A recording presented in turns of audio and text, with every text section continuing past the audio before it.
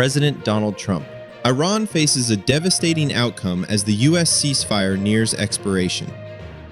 Trump. A new nuclear deal with Iran will far surpass the Obama-era agreement. U.S. interdicts 27 vessels linked to Iran port traffic, Tehran losing $500 million per day. As the ceasefire deadline approaches, the Middle East chessboard is shifting from negotiation to coercion. Donald Trump is not just keeping the door to diplomacy open, he is tightening a comprehensive blockade, where every intercepted vessel and every controlled shipping lane becomes a strategic lever. From enforcement warnings issued by United States Central Command to the constriction of the Strait of Hormuz, this campaign is not about showcasing firepower. It is about controlling Iran's lifeline. Within that operational logic, the question is no longer whether a deal will be reached, but how far Iran will concede before its system is squeezed to the breaking point. In this context, Trump's latest remarks signal a dual-track approach from Washington: sustained diplomatic engagement while escalating pressure to the threshold of compellence. President Donald Trump, ready to meet Iranian leaders if talks reach a breakthrough. On Monday, April 20th, U.S. President Donald Trump stated that he is prepared to meet Iranian leadership if a breakthrough emerges in ongoing bilateral negotiations. Either way, we will continue these talks, Trump said in an interview with the New York Post, aiming to ease concerns about a potential collapse in diplomacy. He added, "I don't believe either side is trying to derail the process at this point. Give up nuclear weapons. It's that simple. Iran will not have nuclear weapons. I have no problem meeting them. We have very capable representatives if they want to engage, but I'm also willing to meet personally," he said. Addressing the core issue, Trump underscored a non-negotiable demand. Iran must abandon its nuclear weapons program in full. On the surface, this reads as a stabilizing diplomatic signal. But within the broader operational landscape, the statement reflects a layered pressure architecture now being executed by Washington. The option of a direct leader-level meeting remains on the table, but only if a breakthrough occurs. Washington controls the tempo of negotiations. In parallel, the continuation of negotiation rounds in Islamabad, even as Tehran has yet to confirm participation, reveals an asymmetric posture. The United States is shaping the channel. Iran is being positioned to respond. Reassuring lines such as "no side is undermining the process" function to stabilize the information environment, preventing erosion of strategic leverage during a sensitive phase. More critically, the demand that Iran fully dismantle its nuclear weapons program is being framed as a non-negotiable red line. In operational terms, this is not a proposal, it is the end state. Diplomacy, in this context, serves as the mechanism to formalize an outcome that the broader pressure campaign is designed to produce. The messaging from Donald Trump is structured around a clear carrot-and-stick framework, offering a pathway to economic normalization if compliance is achieved, while simultaneously placing Iran under a defined threshold of tolerance. This goes beyond economic incentive. It is part of a broader compellence campaign, where rewards and penalties are directly tied to Tehran's strategic behavior. From an information control and partner identification standpoint, the statement, "We have a common understanding and believe we are dealing with the right people," signals that Washington assesses it has established a viable negotiation channel, or at minimum, one sufficiently credible to proceed. In diplomatic operations, this reduces the risk of engaging the wrong interlocutors and helps sustain continuity of pressure. At its core, however, the message is anchored in calibrated deterrence. The refusal to specify exact measures, I don't want to say in advance, but you can imagine it won't be good, is a deliberate use of strategic ambiguity, forcing the adversary to calculate under conditions of incomplete information.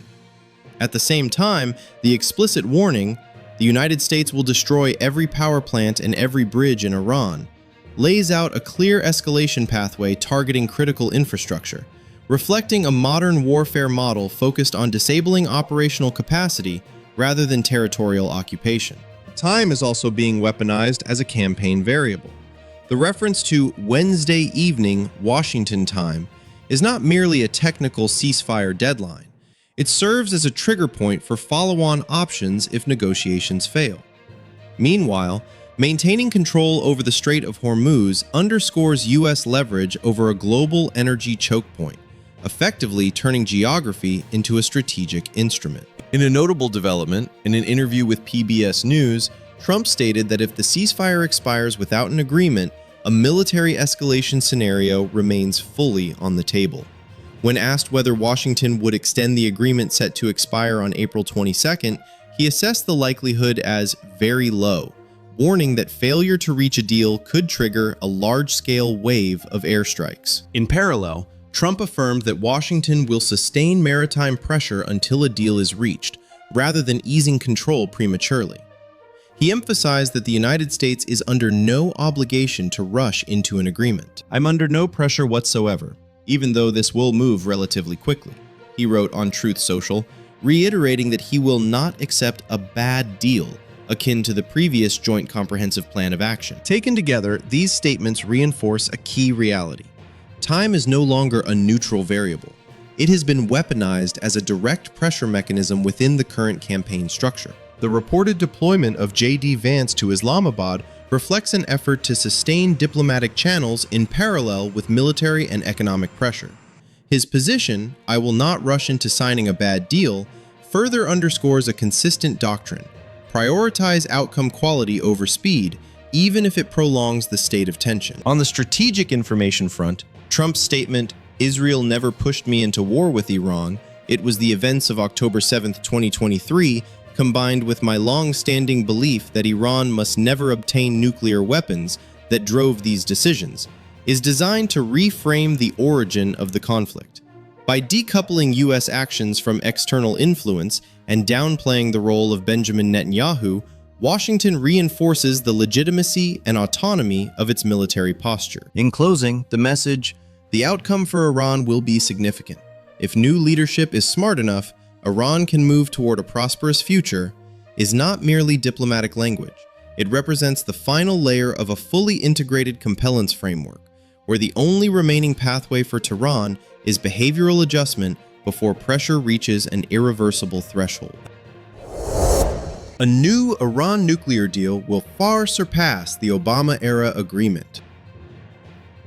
U.S. President Donald Trump posted on his Truth Social account on Monday, April 20th, emphasizing that any new agreement between Washington and Tehran would be far superior to the Iran nuclear deal reached under the Obama administration, while once again criticizing that framework. Trump's statement is not merely political messaging. It is an attempt to reset the entire cognitive framework surrounding nuclear negotiations. By placing a prospective deal in direct opposition to the Joint Comprehensive Plan of Action, Washington is drawing a clear line between what it frames as a failed legacy model and a new coercion-driven approach. The deal we are working on with Iran is far superior to the Joint Comprehensive Plan of Action, JCPOA, also known as the Iran nuclear deal. That deal, pushed by former Presidents Obama and Biden, was one of the worst agreements ever made with respect to our national security. From an operational perspective, this serves to establish legitimacy for the current campaign, discredit the previous agreement in order to justify a more forceful pressure architecture. The argument that the JCPOA created a pathway for Iran to obtain nuclear weapons simultaneously positions the New Deal as a mechanism designed to shut down all escalation pathways, not merely to constrain, but to eliminate Iran's ability to develop nuclear capability altogether. At a deeper level, the reference to financial specifics, the $1.7 billion cash transfer reportedly flown on a Boeing 757, is not merely historical criticism. It is a targeted strike on the legitimacy of both the opposing side and the previous negotiation model, reinforcing the argument that financial concessions once eroded U.S. strategic leverage. By emphasizing that bankers had never seen a transaction like that, and invoking figures in the hundreds of billions, the message is elevated into a warning. Past miscalculations will not be repeated. Taken together, this sequence of statements is not solely aimed at shaping public opinion. It is a direct signal to Tehran that the negotiation framework has fundamentally shifted. This is no longer a balance of concessions model, It is a structure where the end state has already been defined, and all diplomatic channels exist to operationalize that outcome. Crucially, the weight of this posture does not rest on rhetoric, but on the translation of political messaging into coercive action on the ground. Recent developments indicate that the campaign has already moved beyond deterrence and into execution, with increasing operational tempo across the theater.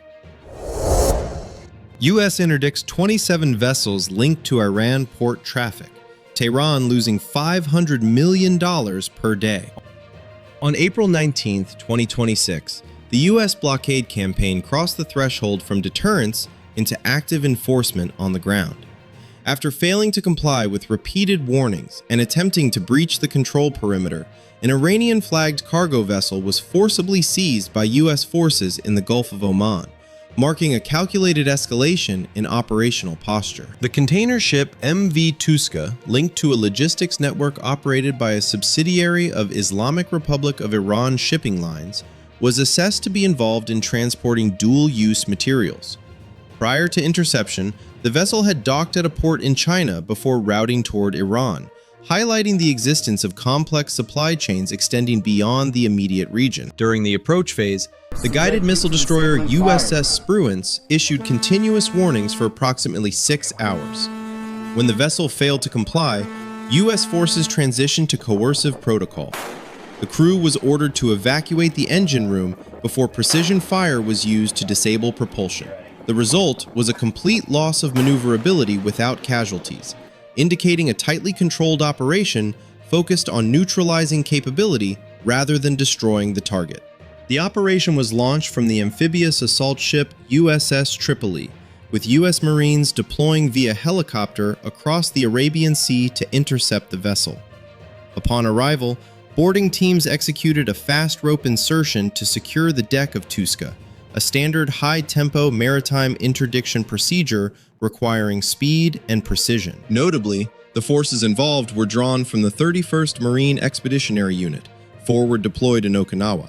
This rapid response unit, comprising roughly 2,200 personnel with integrated air, ground, and maritime capabilities, signals that the operation was not ad hoc, but part of a standing force posture designed for immediate regional response. On April 20th, diplomatic fallout followed swiftly.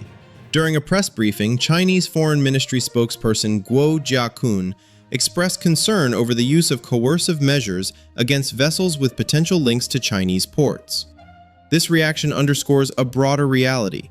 The blockade is no longer confined to a bilateral US-Iran dynamic, but is evolving into a wider friction point among major powers within the global maritime domain. The campaign has now entered an expansion phase.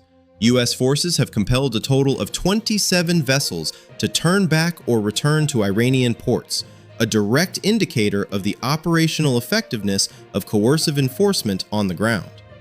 Each interdicted vessel is not an isolated action, but a node in a tightening strategic loop designed to force Tehran to recalibrate under escalating pressure. Donald Trump has asserted that the blockade is delivering measurable results, costing Iran approximately $500 million per day.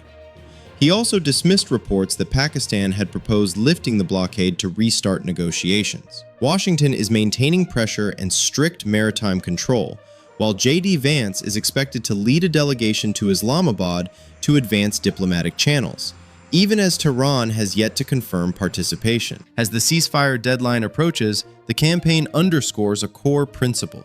Washington is not separating negotiation from coercion, but integrating both as parallel instruments to compress Tehran's decision space. Tensions are escalating in deliberate increments. The United States has moved from warning to active enforcement, while Tehran is beginning to signal potential countermeasures. Meanwhile, instability in the Strait of Hormuz, a corridor that carries roughly 20% of global energy flows, is expanding, triggering visible volatility across energy markets. Brent crude, the international benchmark, has climbed to around $94 per barrel, while U.S. West Texas Intermediate is trading near $88 per barrel, reflecting rising risks of regional shipping disruption and mounting pressure on global supply chains. When asked when U.S. gasoline prices might decline, Donald Trump told The Hill, as soon as this conflict ends, signaling that price relief is directly tied to the conclusion of hostilities with Iran. At this stage, the strategic picture is now clear.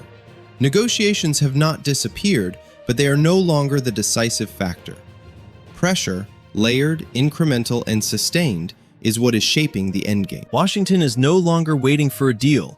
It is actively constricting Tehran's strategic space, turning each passing day into a pressure multiplier within the broader compellence framework. In this context, the question is no longer whether both sides will return to the table. The real question is, how far and how fast will Iran concede before pressure crosses the point of irreversibility? Is this merely a tactical pause, or the early signal of a deeper realignment in the balance of power across the Middle East? What scenario do you assess as most likely in the coming days? Drop your perspective below.